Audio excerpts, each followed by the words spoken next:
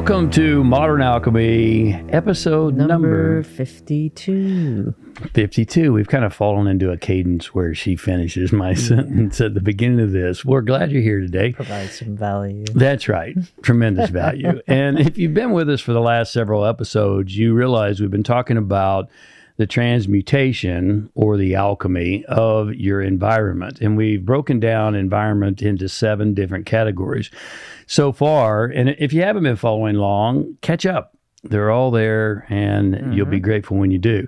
We've broken down and discussed so far relationships, spiritual, personal, physical, psychological. And in this episode, we'd like to briefly discuss the environment that most people naturally think of when they hear environment. What is that, Bersabeh? Outside your surroundings. Nature. Nature. That's right. So we're going to break nature into several categories as well. And in fact, break it down into 4 categories that research backs up, science backs up, that will allow you to transmute low energies into high, which I'm sure you're interested in. The very first category is sunshine. How important is sunshine? Oh, it's vitally important. Without it, we'd all die. We wouldn't even be here. No, we would not. Without nothing would be here. No, nothing living would be here. Without photosynthesis, nothing would be here. Yeah. And it's a scientific fact that sunshine positively impacts so many different areas of our life. Vitamin D, which science tells us most of us are extremely deficient in. And vitamin D is very important for health and vitality and energy and so forth. Yes. You know, one of our favorites, Andrew Huberman. I'm not sure if it's Huberman or Huberman. You know, forgive me, Dr. Huberman, if you are watching and I'm pronouncing your name wrong. But he's a professor of neurobiology from Stanford. And do you remember what he talked about with regard to sunshine and how important that is? No, I do not. You do not? Okay, that's honest. So I do. He said it's vitally important. And in fact, he highly recommends, and this is a neurobiologist, that you get out in the morning as early as possible and get sunshine. Because you remember that now, yes, right? Because the brain will not be hyper functional if you don't get enough sunshine. When you get more sunshine, it will be hyper functional. It will function more properly. So that's probably a good ROI. What's that stand for? Return on investment. Return on investment. It's a very little investment to get out in the morning to get that kind of return for your brain. Also, continuing with science, it's a proven fact that lower serotonin is linked to what emotional state, Bersabeh? Do you know? Depression. That's right.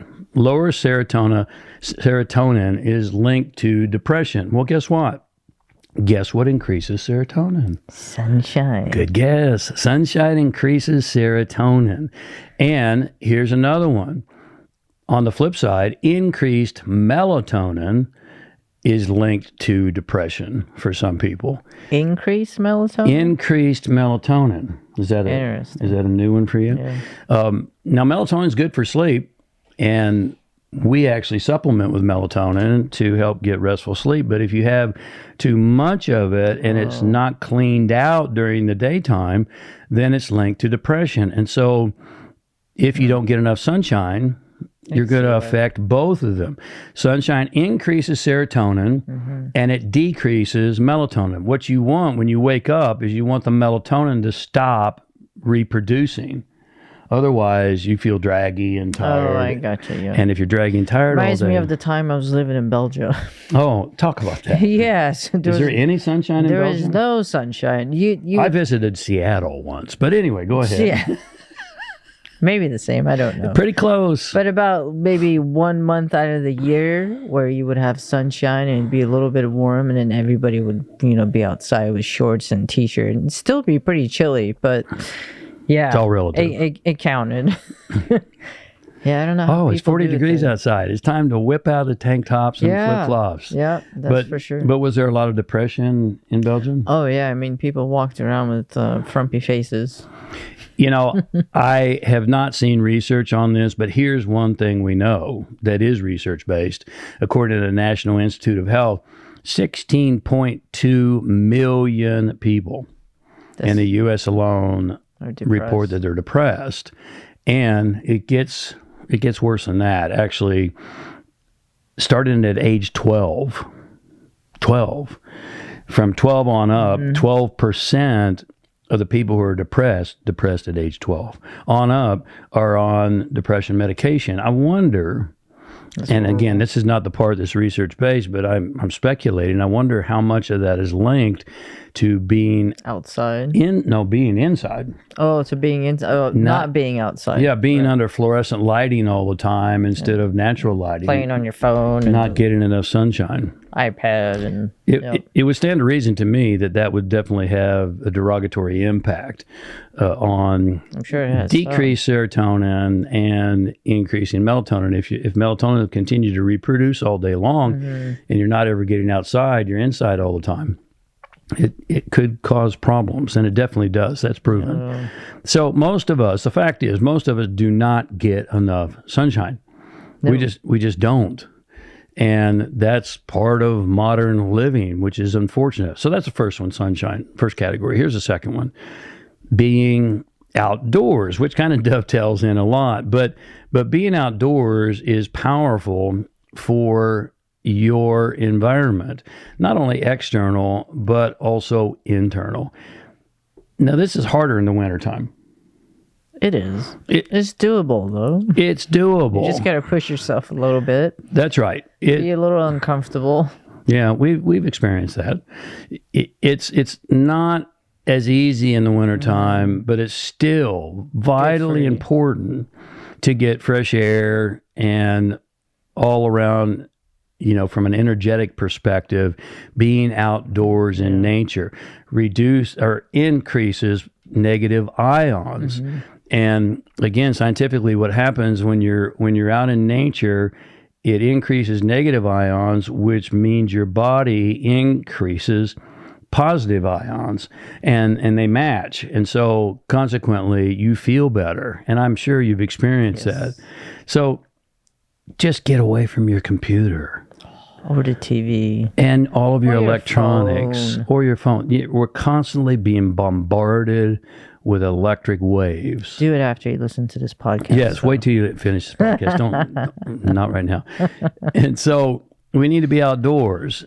The third, and this is interesting. Have you heard of seasonal affective disorder, Bersabeh? I have not. If you take those words, seasonal affective disorder, what acronym would that build? Come on. Seasonal. S. Affective. E. A. Disorder. D. Sad. Isn't that a great acronym for seasonal affective disorder? You're connected, whether you're consciously. Oh, you like that one, don't you? And I can't even spell. Well, there's affective and there's effective. Okay, that's okay. So I'm good it's okay. with it. It's all right. It's all right. I love you, sweetie. So just don't get sad. So you are connected with the entire universe, whether you're consciously aware of it or not.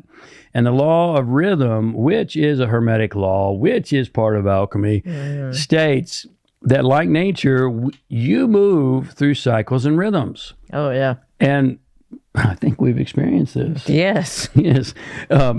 Many experience greater depression starting in the fall and continuing through. That's right. And it actually gets worse through the winter. Yes. Starting in the fall, it gets worse through the winter. And it's called SAD, seasonal affective disorder. And so here's, you go, well, James, what am I supposed to do? Am I supposed to control nature? No.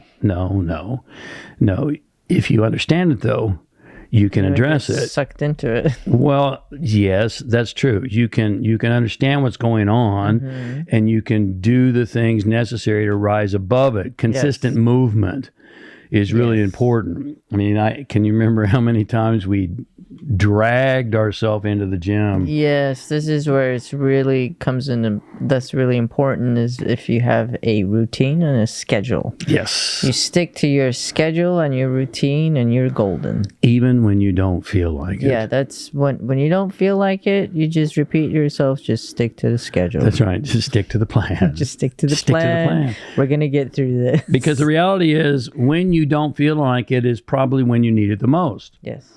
And we've talked about this in many of our several earlier episodes, and we'll probably continue to come back to it because it's very important. But if you recognize there's such a thing as SAD, seasonal affective disorder, then you go, okay, I'm feeling a little down, I'm feeling a little draggy. Oh, this is why. Yeah.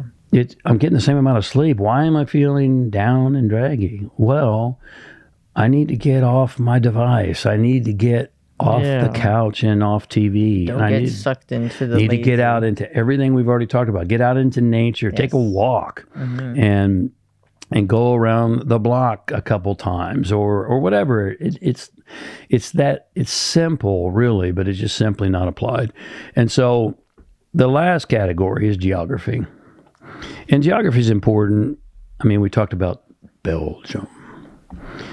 Mentioned briefly Seattle. I mean, every geography has a frequency or a vibration. Yes. Right? And it's based upon the collective consciousness of the culture of that location. And so we've talked about this before too, but like, depending upon where you are, each geographic area has a certain weather pattern. And yes, some of those things are changing, but by and large, Nevada, Arizona, California are going to be warmer than New York and Toronto. They're gonna have more summer than New York or Toronto. And so it's well known that part of the culture of New York City, for instance, is known to be very business driven and very business oriented. True. It's not well known to be driven for community and connection.